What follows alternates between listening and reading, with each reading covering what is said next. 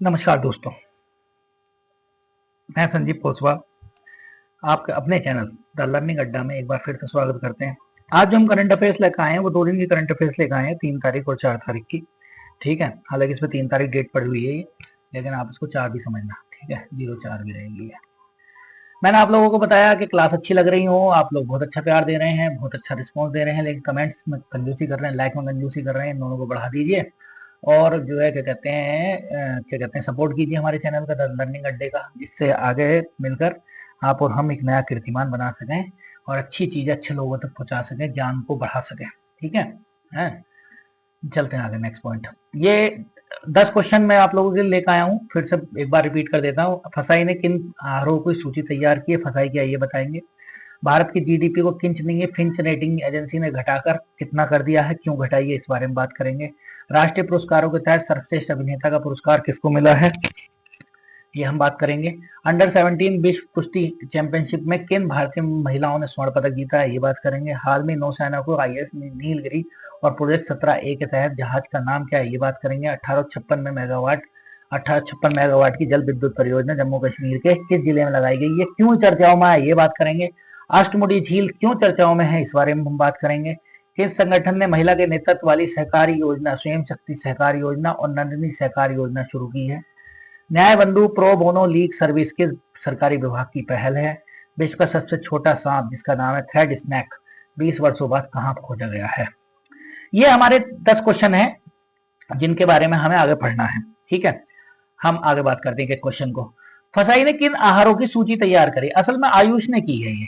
ठीक है, आयुष मंत्रालय ने की है और फसाई के साथ मिलकर।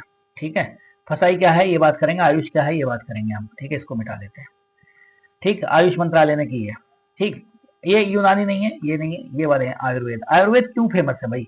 आयुर्वेद तो हमेशा से, आयुर्वेद का जनक भी भारत रहा है और चरक संहिता चरक रहे हैं आयुर्वेद के जन्मदाता। और हमेशा ये जो है प्राकृतिक और शुद्ध चीजों खाने पर जोर देता है, जिससे प्रतिरोधक क्षमता बढ़ी रहे हैं। यहाँ तक कि आप लोगों को पता है कोरोना काल में जो है क्या कहते हैं सबसे ज्यादा इसको ही बढ़ावा दिया था। ठीक, दूसरा पाचन तंत्र अच्छा होना चाहिए, इससे अच्छा हो जाता है। मतलब खाने शुद्ध है, शुद्ध का मतलब है जितने भी ये शुद्ध भोजन है वो खाए जाते हैं, जैसे शाकाहारी, शुद्ध शाकाहारी भोजन। ये भारत सरकार की पहल है और फसाई एक ऐसी संस्था है जो फूड सेफ्टी का ध्यान रखती है। ठीक, चलो आगे चलते हैं हम क्या है पढ़ने का। आयुर्वेद ग्रंथ अब तक नहीं रहेगा ग्रंथों में, आयुर्वेद अब ग्रंथों में नहीं रहेगा, घर घर तक पहुंचेगा। मतलब फसाई ने एक आहार बनाया है, आयुर्वेद आहार। फसाई ने मान्यता मिल गई है, राष्ट्रीय खाद्य सुरक्षा मानक प्राधिकरण कहते हैं इसको, अभी बताएंगे हम। आयुष मंत्रालय के परामर्श से आयुर्वेद आहार श्रेणी के तहत आयुर्वेदिक पदार्थों की खाद्य सूची जारी की है। समझेगा नहीं? इससे क्या होगा, इससे ये होगा कि अब आज लोगों को पता चल सकेगा इम्यूनिटी पावर के लिए कौन सा अच्छा है, पाचन तंत्र के लिए कौन सा अच्छा है, ब्लड सर्कुलेशन किससे बढ़िया रहता है, खाने का बदलाव हो जाएगा। ठीक है, मतलब एक तरीके से सरकार इसका प्रचार प्रसार करेगी। ठीक है, आगे चलते हैं। आयुष क्या है? आयुष के बारे में याद रखना, 1995 में तो विभाग बना था ये, समझ रहे हो नहीं? और 2014 में मंत्रालय। अब ये मंत्रालय स्वतंत्र मंत्रालय, इसका स्वतंत्र मंत्री रहता है। आयुष क्या है? आयुर्वेद, ऐसे करके इसकी फुल फॉर्म है। वाई से कौन है? योगा। यू से यूनानी, यूनानी कौन से थे? ग्रीस वाले, समझ रहे हो नहीं? एस से सिद्धा, सिद्धा कहां की है? लद्दाख की है, बहुत अच्छी टेक्निक है। और होम्योपैथी, होम्योपैथी के जनक कौन है? Hahnemann, doctor Hahnemann. ठीक, ये आ गए, हम बात करें आगे। आगे चलते हैं। फसाई food safety and standard authority, पहले तो याद रखो 2006 में बनी थी ये, 2006 के एक्ट से बनी थी, अधिनियम से। काम क्या है इसका? खाद्य सुरक्षा मानक निर्धारित करना, ये बताना क्या खाना है, खाने लायक है या नहीं।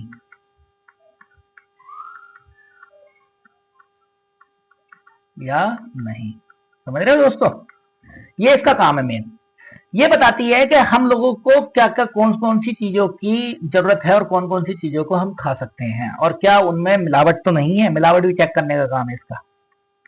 मिलावट, चेकिंग, मतलब फूड सिक्योरिटी पे विशेष ध्यान रहता है। भारत की जीडीपी को किंच नहीं है, फिंच रेटिंग एजेंसी ने घटाकर कर दिया कितना, 6.3 कर दिया गया है। कितने से, 6.4 से। एक चीज याद रखो, ये 6 है क्या, मान लो किसी देश की रेटिंग 100 रुपए है, ऐसा तो हो नहीं सकता। भारत की भी 5 ट्रिलियन इकोनॉमी बन जा रहा है भारत, तो 100 रुपए है, इसका मतलब एक साल की आय उसकी कितनी है, एक ऐसा समझे, जीडीपी को समझे एक साल की आय, और जीडीपी की फुल फॉर्म है ग्रोस डोमेस्टिक प्रोडक्ट, सकल घरेलू उत्पाद। 100 रुपए है तो अगले वित्तीय वर्ष में 106 रुपए हो जाएगी, तो 6% बढ़ गई। कितनी बढ़ गई, 6% बढ़ गई। ठीक है। विकसित देशों की ये हमेशा कम होती है। जैसे अमेरिका की बात करें तो अमेरिका की तो कुल ही 2% है, 1.5% है, 1.5% से 2 के बीच में रहती है, ये लगा लो। क्यों, क्योंकि ये इतने विकसित हो चुके हैं, अब यहाँ पर खरीदारी या यहाँ पर ग्रोथ करने के चांसेस काफी कम हो गए हैं, ग्रोथ कर चुके हैं ये लोग। ठीक है। भारत जैसे देश में ग्रोथ करने के चांसेस बहुत ज्यादा है। आप लोगों को पता है भारत में घास भी बिक जाती है, मिट्टी बिक जाती है। ठीक है, आगे चलते हैं। चालू वित्त वर्ष के दौरान 6.4 से घटाकर 6.3% कर दिया गया है। इसका मुख्य कारण वैश्विक आर्थिक माहौल में बदलाव और अमेरिका चीन के बीच में युद्ध, व्यापार युद्ध, ट्रेड वॉर छिड़ने वाली है। क्यों छिड़ने वाली है, क्यों छिड़ने वाली है, एक आदमी है जिसका नाम है ट्रंप। वाह, ट्रंप भैया हमारे, पता नहीं क्या सुबह भांग पी लेते हैं ये क्या स्थिति कर देते हैं, ये ऐसी स्थिति कर देते हैं कि इनके स्टेटमेंट दुनिया को चौंकाने वाले होते हैं, और ऐसे स्टेटमेंट होते हैं और फिर उस बात को बढ़ जाते हैं। भारत पे जो टैरिफ लगाया है 25% तक, उससे क्या होगा, भारतीय माल महंगा हो जाएगा। भारतीय माल कहाँ महंगा हो जाएगा, अमेरिका में। और इस समय अमेरिका से सबसे ज्यादा ट्रेड किससे चल रहा है, ये क्वेश्चन आया तो याद रखना, सबसे ज्यादा ट्रेड इस समय भारत का अमेरिका से ही चल रहा है। अमेरिका में भारत अपना माल बहुत बेच रहा है, लेकिन होगा क्या कि जब ये माल को महंगा कर देगा भारत को, तो भारत का बिकेगा नहीं, तो चीन क्या करेगा, अपने माल को सस्ता करेगा। जब सस्ता करेगा तो लोग चीन से खरीदना शुरू कर देंगे। ठीक है। और ऐसा नहीं है कि अमेरिका के ये ट्रम्प बाबू हमारे जो है, क्या कहते हैं, चीनी खाकर दूध खाकर मोटे हो रहे हैं। ट्रम्प बाबू जो है, क्या कहते हैं, ऐसा नहीं है, भारतीय अन्य देशों पर भी इन्होंने टैरिफ बार छेड़ दिया। ठीक है। इनका कहना मेक अगेन अमेरिका फर्स्ट, मतलब अमेरिका को दोबारा फर्स्ट बनाएंगे। अरे वो कितना फर्स्ट बना, वो फर्स्ट तो है ही वो। ठीक है, नेक्स्ट पॉइंट करते हैं, जीडीपी। जीडीपी के बारे में बात याद कर लें, फुल इसकी जीडीपी की तो वो तो आपको मैंने बताई दी। चलो, जीडीपी के gross domestic product, gross domestic product के बारे में अगर हम बात करें तो इसमें हम जो बात करें, एक वित्तीय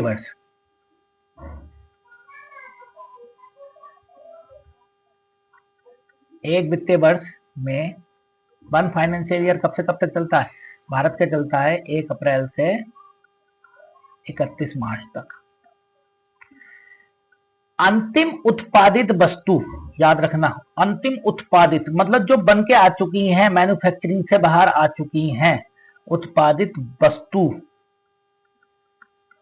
और सेवा को जोड़ दें, जीडीपी कहलाती है।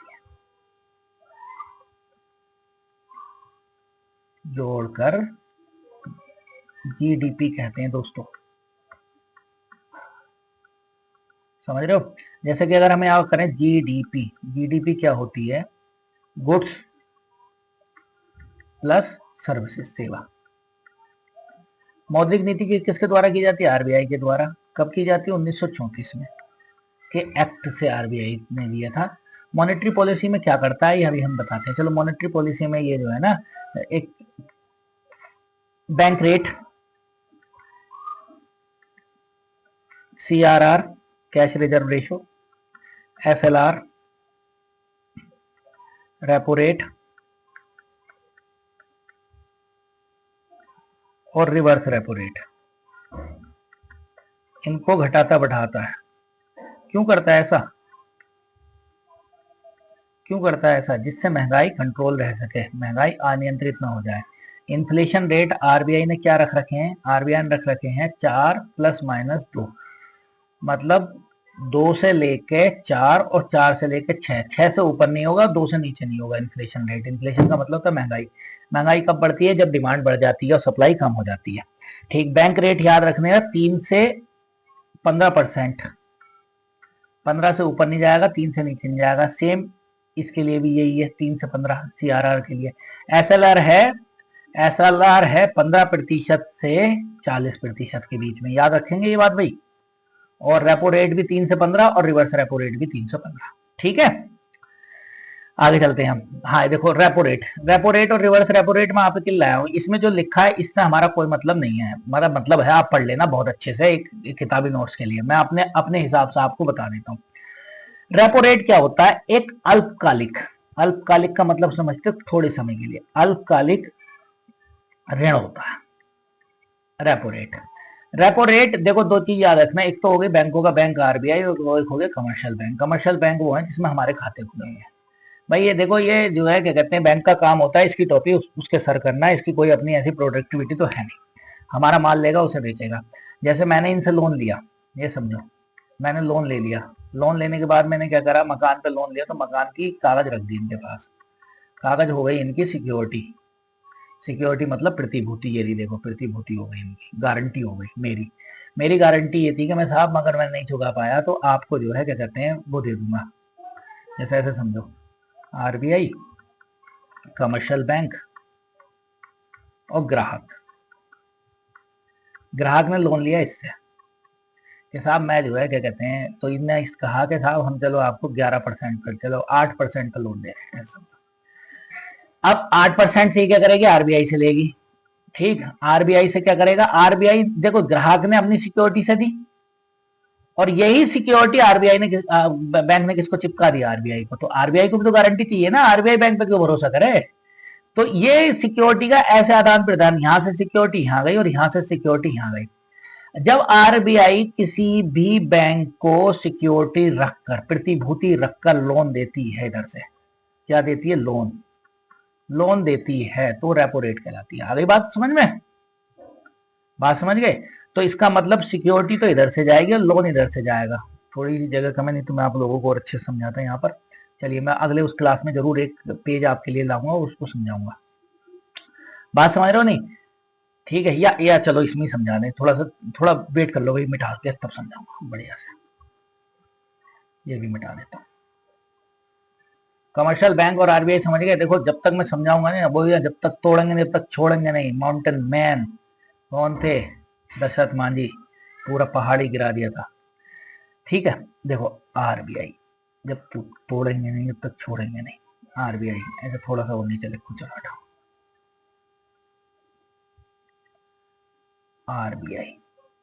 RBI के बीच में कौन है, कमर्शियल बैंक। कमर्शियल बैंक के बीच में कौन है, कमर्शियल बैंक के बीच में ग्राहक। अब ग्राहक किससे लोन लेगा, लोन कमर्शियल बैंक से, बदले में क्या देगा, प्रतिभूति। और यही प्रतिभूति किसको चिपका देंगे, ये RBI को। यहाँ से प्रतिभूति चली जाएगी और पैसे क्या ले लेंगे, जो हमें देने थे वो इससे ले लिए कम ब्याज दर पर, और हमें काय पे दे दिए, ज्यादा ब्याज दर पर। जैसे हमें 8 पे दिए तो यहाँ से 4% पे ले लिए। बात आ रही है समझ में नहीं? तो बैंक ने क्या करा, उस हमारी ही सिक्योरिटी उन्हें चिपका के कम पे लेकर और ज्यादा पे दे दिया, कर कुछ नहीं रहे हैं ये। ठीक है, बात आ रही समझ में? इसी ब्याज का खा रहे हैं, इसी ब्याज से अपनी मनी को बढ़ा रहे हैं, पैसे को डबल या 4 गुना कर रहे हैं। तो ये समझ लो, RBI जब लोन देती है किसी बैंक को सिक्योरिटी रखकर, तो वो कहलाती है रेपो रेट। ठीक, और जब लोन को वापस कर लेती है, लोन को क्या कर लेती है, वापस कर लेती है, तो तब क्या होगा, तब वो कहलाती है रिवर्स रेपो रेट। ठीक, उसके बदले में सिक्योरिटी वापस कर देती है। लोन को वापस करेगी तो सिक्योरिटी वापस करेगी, और अगर लोन देगी तो सिक्योरिटी अपने पास रखेगी। अच्छा, इन्फ्लेशन की कंडीशन में भाई ये और याद रख लेना, लोग बड़े कंफ्यूजन होते हैं। इन्फ्लेशन होती है मुद्रास्फीति, महंगाई।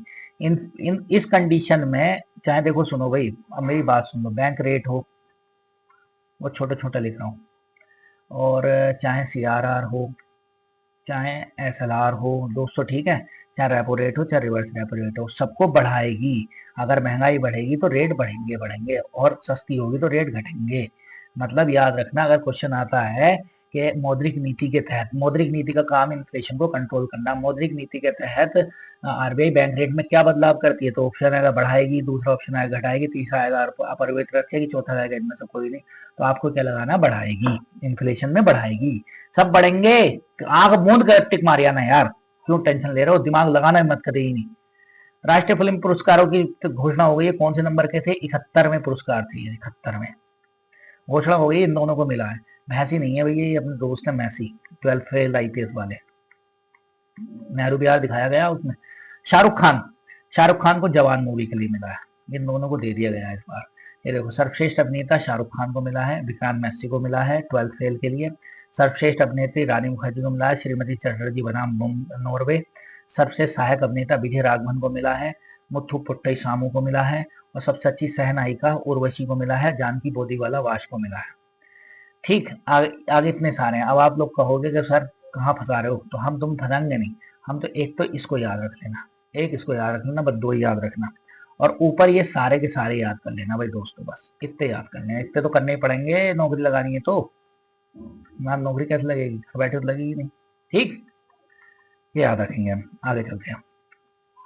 अंडर 17 विश्व कुश्ती चैंपियनशिप किसकी थी, महिलाओं की थी, ये पहले तो याद रखेंगे। किन भारतीयों ने पदक जीते हैं, तो रचना और अश्वनी दोनों ने जीते, स्वर्ण पदक जीते, गोल्ड मेडल गई है। ठीक, कहाँ हुआ था ये, एथेंस में हुआ है। कहाँ हुई ये विश्व कुश्ती चैंपियनशिप अंडर 17, कहाँ हुई, एथेंस में। एथेंस किस देश की राजधानी, ग्रीस की राजधानी है। ठीक है, यूनान कहते हैं जिसको, यूनान का कौन था, सिकंदर। अच्छा चलो, ये बात आ गई तो याद रखो। देखो भाई, 3 लोगों के नाम याद रख लेना। सुकरात, सुकरात का शिष्य कौन है, प्लेटो। प्लेटो का शिष्य कौन है भाई दोस्तों, अरस्तु। अरस्तु का शिष्य कौन है, सिकंदर। ये क्रम है इसका। ठीक, सिकंदर महान जिसने आक्रमण किया था। नीरज चोपड़ा क्या है, ये पता ही है किससे संबंधित है, भाला फेंक। ठीक, मोहम्मद नदीम, ये मोहम्मद अरशद नदीम है। हाँ, देखो ये हमारे पड़ोसी देश कैकड़े का रहने वाला है। कैकड़ा कौन सा, सॉरी भाई हमारे से छूट गया, कोई बात नहीं। हाँ, कैकड़ा कौन है, पाकिस्तान का रहने वाले। लेकिन मैं क्यों पढ़ा रहा हूँ इसमें, भाला फेंक में इन्होंने बहुत उपलब्धि हासिल करी है, इवन गोल्ड मेडल भी जीता है। नीरज चोपड़ा का सिल्वर रह गया ओलंपिक में। और ये इनको जो है क्या कहते हैं, पाकिस्तान के हैं, और अपना गुरु किसको मानते हैं, हमारे वालों को मानते हैं, नीरज चोपड़ा जी को। ठीक, सौरभ कोठारी किससे संबंधित है, बिलियर्ड्स। श्रेयस अय्यर क्रिकेटर। सिंधु क्या है, बैडमिंटन। ये कौन सी है, भारोत्तोलन। भारोत्तोलन क्या होता है, वेट लिफ्टिंग। मनु भाकर क्या है, निशानेबाज है दोस्तों, निशानेबाज।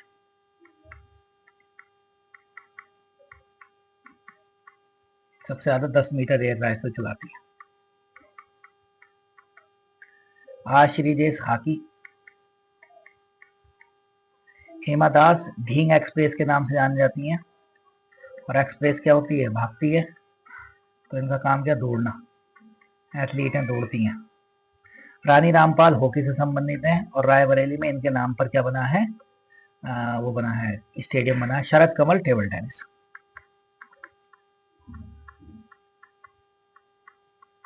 आ रही बात समझ में, इसको जरूर याद कर लेना भाई।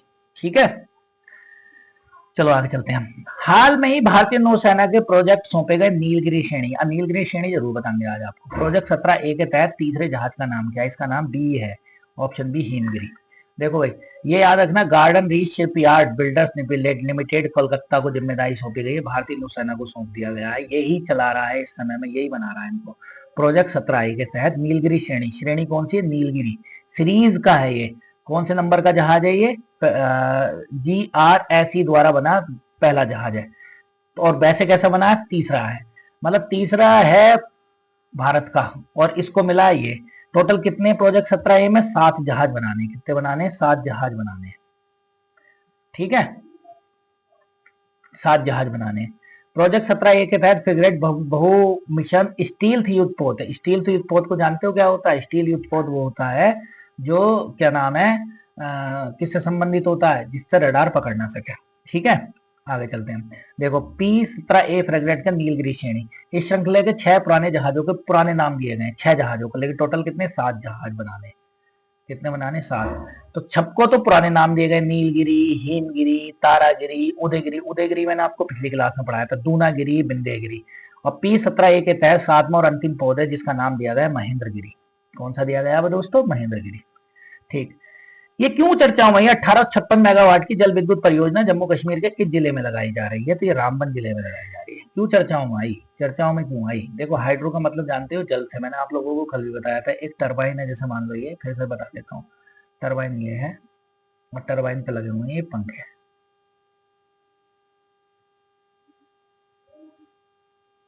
ये पंखे, यहाँ से पानी गिराया जाता है। नहीं पता चले तो स्वदेश मूवी देख लेना भाई दोस्तों। और ये पंखा बड़ी तेजी से घूमता है। घूमने के बाद यहाँ दो तार निकलते हैं और उनमें से क्या पैदा हो जाती है? बिजली पैदा हो जाती है। मैंने तो एक्सपेरिमेंट करे हैं ये बचपन में मोटर से। आप लोग कर सकते हैं डीसी वालों जैसे। एसी वेसी मत करने बैठ जाना, ठीक है? तो उन्होंने बताया था। ठीक है, असल में पहलगांव जब हमला हुआ था, अभी पहलगांव हमले के बाद हमने 2 ऑपरेशन चलाए। ऑपरेशन सिंदूर चलाया, ऑपरेशन महादेव चलाया, पाकिस्तान की कमर तोड़ कर। अब इसके बाद क्या हुआ? इसके बाद ये था कि एक सिंधु जल समझौता है। सिंधु जल समझौता 1960 में है। चलो पहले तो इसकी बात कर लें। इसका हेडक्वार्टर नई दिल्ली में है। यही हाइड्रो पावर को देखता है, पानी वाली को, जिसका नाम है नेशनल हाइड्रो पावर कॉर्पोरेशन। 1960 वाले के बारे में बात करें, 2 बातें। जैसे हम बात करें, ऊपर सबसे नदी है JCRBS, झेलम, रावी, वो सॉरी सी से रावी नहीं है, चिनाब। ये क्रम भी है, याद रखेंगे इसको। रावी, ब्यास और सतलुज, ये नदियां हैं। ये जो नदी है इससे ऊपर सिंधु है। इन सारी नदियों को लेकर समझौता है। समझौता क्या है कि पानी का बंटवारा क्या है। मतलब ये कहा गया है कि भाई पाकिस्तान वालों को भूखा नहीं मानना है। ठीक है, पानी का बंटवारा क्या है? किसके नेतृत्व में हुई है? वर्ल्ड बैंक के। वर्ल्ड बैंक का कौन था? लाफिट था एक। ठीक है, वो नाम भी याद करने की जरूरत नहीं है। वो असल में एक झेलम नदी पर एक परियोजना बन रही थी नीलम नाम से, उस पर आकर नाटक किया था उसने। ठीक है, पानी का बंटवारा। लेकिन पहलगांव हमले के बाद हमने ये रद्द कर दिया। अब हम चाहे हम पानी देंगे ही नहीं उसे। हमने ये मान लिया पानी देंगे नहीं। और ये पानी मांगता है और उधर आतंकियों को भेज देता है। जम्मू कश्मीर और लद्दाख कब अलग अलग हुए थे? तो याद रखेंगे 31 अक्टूबर 2019 को अलग हुए थे। और इस दिन क्या है? सरदार वल्लभ भाई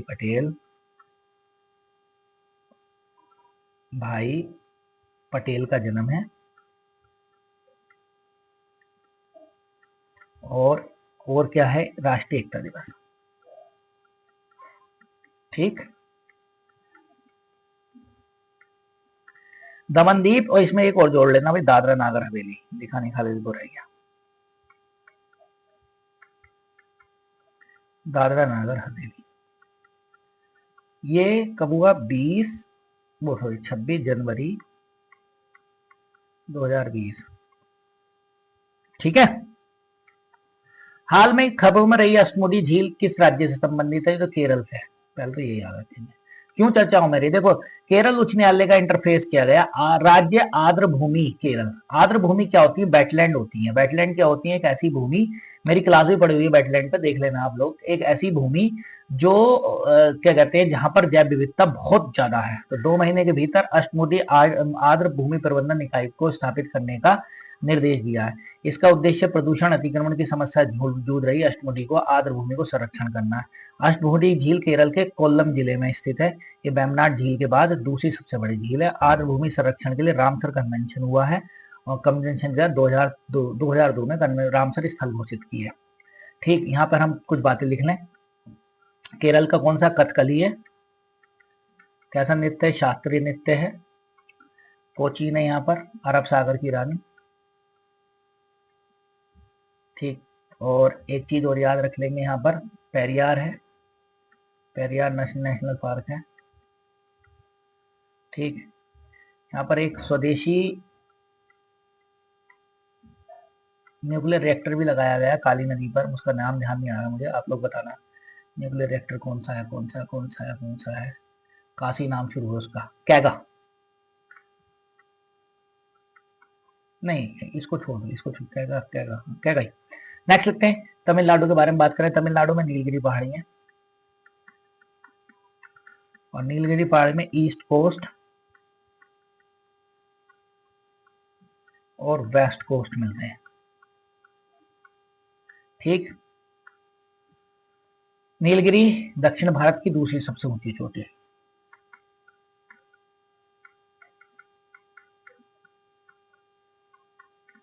और सबसे ज्यादा ऊंची कहां पर, अन्नामलाई, कहां पर, अन्नामलाई केरल में।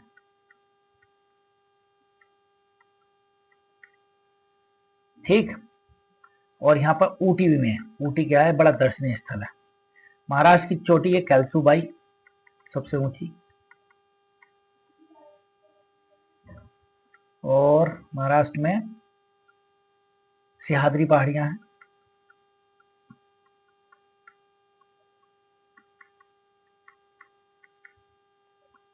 इसको ऐसे, ठीक है। उड़ीसा में क्या, गहिरमाथा नेशनल पार्क,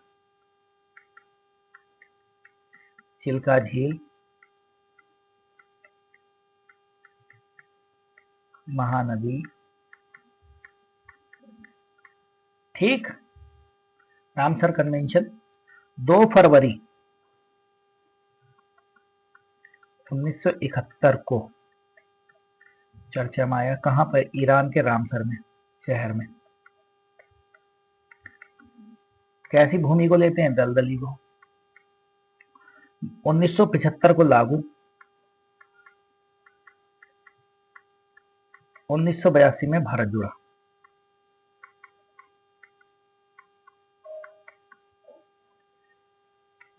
ठीक, किस संगठन ने महिलाओं के नेतृत्व वाली स्वयं शक्ति सहकार योजना और नन्ही सहकार योजना शुरू करी है? तो ये राष्ट्रीय सहकारी विकास निगम एनसीडीसी ने किया है। ठीक है, क्या है ये, राष्ट्रीय सहकारी विकास निगम एनसीडीसी ने महिलाओं के नेतृत्व वाली सहकारी योजनाओं को सशक्त बनाने के लिए 2 प्रमुख योजनाएं स्वयं शक्ति सहकारी योजना और नन्ही सहकारी योजना शुरू की है। स्वयं शक्ति सहकारी योजना का उद्देश्य महिलाओं को स्वचालित स्वयं सहायता समूह एसएसजी, सेल्फ हेल्प ग्रुप कहते हैं जिनको, के सहकारी और स्थायी आजीविका और गतिविधियों को कम लागत पर ऋण उपलब्ध कराना है। क्या कराना है, कुल मिलाकर ऋण उपलब्ध कराना है, जिससे इनको वित्तीय समावेशन हो सके महिलाओं का, और महिलाओं में आत्मनिर्भरता बढ़े। ठीक है, नन्ही सहकारी योजना क्या है, वित्तीय क्षमता, निर्माण क्षमता और व्यवसाय मॉडल को विकसित करने समग्र सहायता प्रदान करती है योजना।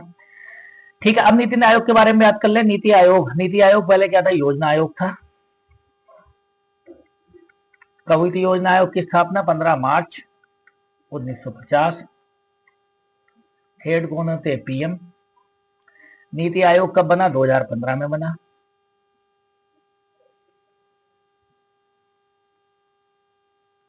दो 2015 में बना। नीति आयोग की फुल फॉर्म क्या है, national institution, national institution for transforming India. क्या ये थिंक टैंक है, सोचने समझने वाला टैंक है। हेड कौन है इसके, हेड पीएम ही है। नाबार्ड कब बनी, 12 जुलाई 1982। हेडक्वार्टर मुंबई, और इसकी फुल फॉर्म है NABARD, नेशनल एग्रीकल्चर बैंक,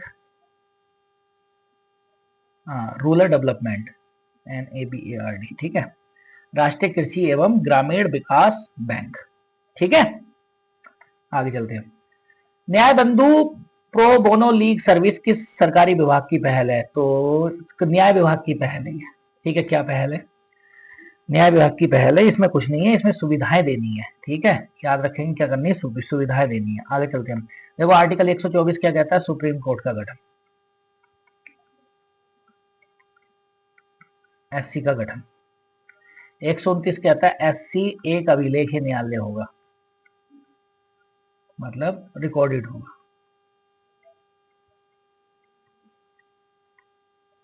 ठीक। 131, देखो 3 शक्ति होती है एससी की, ये होती है ओरिजिनल जुडिक्शन, मूल क्षेत्राधिकार 131 में, मतलब वो मुकदमे सीधे जो कहाँ छूट जाएंगे, कहाँ उठाए जाएंगे, एससी में उठाए जाएंगे। 132 में क्या होता है, अपीलीय, और 133 में होता है सलाहकारी, जिसपे इसके लिए मैंने क्लास डाल रखी है, अभी 14 प्रश्न पूछे थे, संवैधानिक पीठ बनी थी, आप देख सकते हैं उसको। सलाहकारी कौन है, सलाहकारी 143 में सलाहकारी। सलाहकारी किससे लेगा, राष्ट्रपति सलाह ले सकते हैं, किससे, एससी से। अच्छा, ये जो मूल क्षेत्राधिकार है, इनमें कौन कौन से मुद्दे उठाए जा सकते हैं, दो या दो से अधिक राज्यों के बीच में विवाद, दो नदियों के बीच में विवाद, या मूल अधिकारों से संबंधित कोई विवाद। अपीलीय कौन है, जिस हाई कोर्ट से सीधे अपील करने के बाद कहाँ पहुंचते हैं हम, सुप्रीम कोर्ट में। तो ये आर्टिकल बहुत इंपॉर्टेंट है, सारे याद रखेंगे आप, ठीक है। विश्व बैंक का सबसे छोटा ज्ञात सांप फैट स्नैक 20 वर्षों बाद कहाँ खोजा गया है, ठीक है। ये बारबाडोस में खोजा गया, कहाँ खोजा गया, बारबाडोस में खोजा गया, ठीक है। ये 10 क्वेश्चन थे, हम लोगों ने आप लोगों को पढ़ाए, और मुझे लगता है कि अच्छे से आप लोगों ने पढ़े भी होंगे, इसलिए उम्मीद करता हूं कि आप लोग इस क्लास को मिस नहीं करेंगे, और आप जो है कमेंट सेक्शन में लिखेंगे ये क्लास आपको कैसी लगी, और जरूर बताएंगे। बहुत बहुत धन्यवाद आपका।